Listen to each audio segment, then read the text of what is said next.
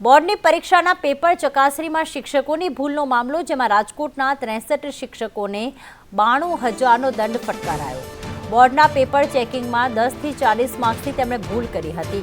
ધોરણ 10 થી 12ના પેપર ચેકિંગમાં શિક્ષકોની ભૂલ, માત્ર વિદ્યાર્થીઓ પેપરમાં ભૂલ કરે એવું નથી। શિક્ષકોએ પેપર ચકાસણીમાં ભૂલ કરી, જેના કારણે તેમને દંડ ફટકારવામાં આવ્યો।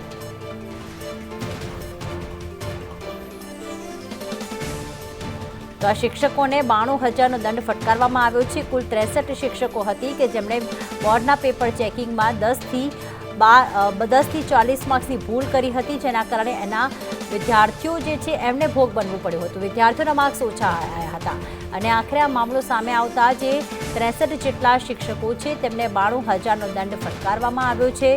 આ દંડનીય કાર્યવાહીથી અન્ય શિક્ષકો હવે સાવધાની રાખશે કે આખરે પેપર ચેકિંગમાં તેઓ ભૂલ ન કરે, કારણ કે આ કોઈના ભવિષ્યનો પ્રશ્ન છે।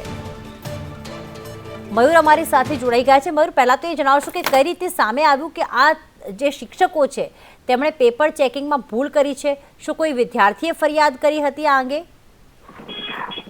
પ્રીતિ, જે પ્રકારે વિદ્યાર્થીઓ છે તેમની સ્ક્રુટની કરવામાં આવે છે, એ જ પ્રકારે શિક્ષકોની કામગીરી છે તેની પર સમીક્ષા થતી હોય છે। ગત વર્ષે ધોરણ 10 અને 12ની પરીક્ષાના પેપરની અંદર કેટલીક ભૂલો હતી અને ભૂલો શિક્ષણ બોર્ડના ધ્યાનમાં આવી હતી અને ત્યારબાદ તેની ચકાસણી કરવામાં આવી હતી।